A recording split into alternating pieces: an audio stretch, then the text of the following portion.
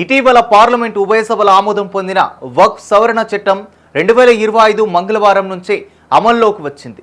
ఈ మేరకు మైనార్టీ వ్యవహారాల మంత్రిత్వ శాఖ ఈ చట్టం అమల్లోకి తీసుకొస్తున్నట్లు గెజెట్ నోటిఫికేషన్ జారీ చేసింది. ఇటీవల పార్లమెంట్లో పాస్ అయిన వక్ఫ్ బిల్లు రాష్ట్రపతి ద్రౌపది ముర్ము ఆమోద ముద్ర వేశారు. అనంతరం వక్ఫ్ బిల్లు చట్టంగా మారింది. ఇదిలా ఉండగా కేంద్రం తీసుకొచ్చిన కొత్త వక్ఫ్ చట్టం రాజ్యాంగ విరుద్ధమని ముస్లిం సంఘాలు ఆరోపణలు చేస్తున్నాయి. దీనిపై విపక్ష పార్టీల ఎంపీలు, ముస్లిం సంఘాల ప్రతినిధులు సుప్రీంకోర్టును ఆశ్రయించారు. ఈ పిటిషన్లపై సర్వోన్నత న్యాయస్థానం ఏప్రిల్ 15న విచారణ జరపనుంది. దీనిపై కేంద్రం కేవియట్ను దాఖలు చేసింది. తమ అభిప్రాయం తెలుసుకోకుండా ఎలాంటి ఆదేశాలు జారీ చేయొద్దంటూ ఈ పిటిషన్ వేసింది.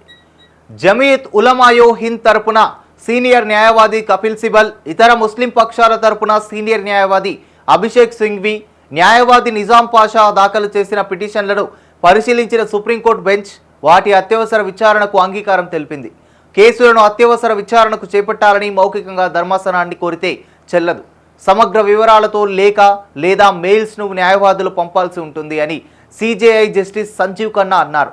దీనికి న్యాయవాది కపిల్ సిబల్ బదులిస్తూ మేం ఆ ప్రక్రియను పూర్తి చేశామని చెప్పారు. అయితే నేను ఆ లేఖలను మధ్యాహ్నం చూసి తగిన నిర్ణయం తీసుకుంటాను, వాటిని లిస్టు చేయిస్తామని సిజేఐ వెల్లడించారు.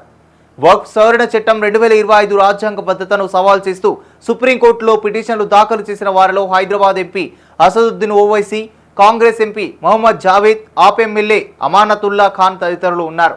ఓవైసీ తరపున అడ్వకేట్ లాజాఫీర్ అహ్మద్ పిటిషన్ను దాఖలు చేశారు. వక్ఫ్ సవరణ చట్టం 2025ను కేంద్ర ప్రభుత్వం అమల్లోకి తేకుండా ఆపాలంటూ జమియత్ ఉలమాయో హింద్ అధ్యక్షుడు మౌలానా అర్షద్ మదనీ మధ్యంతర పిటిషన్ కూడా వేశారు. సున్నీ మత పెద్దల సంస్థ సమస్త కేరళ జమియతుల్ ఉలేమా కూడా పిటిషన్ వేసింది. ఈ సంస్థ తరపున పిటిషన్ను అడ్వకేట్ జుల్ఫికార్ అలీ పిఎస్ సుప్రీంకోర్టులో దాఖలు చేశారు. Association for the protection of civil rights అనే స్వచ్ఛంద సంస్థ కూడా పిటిషన్ వేసింది. భారత రాజ్యాంగంలోని ఆర్టికల్స్ 14, 15, 21, 25, 26, 29, 30, 300 ఏలకు వ్యతిరేకంగా వక్ఫ్ సవరణ చట్టం 2025 ఉందని పిటిషన్లో వాదించారు.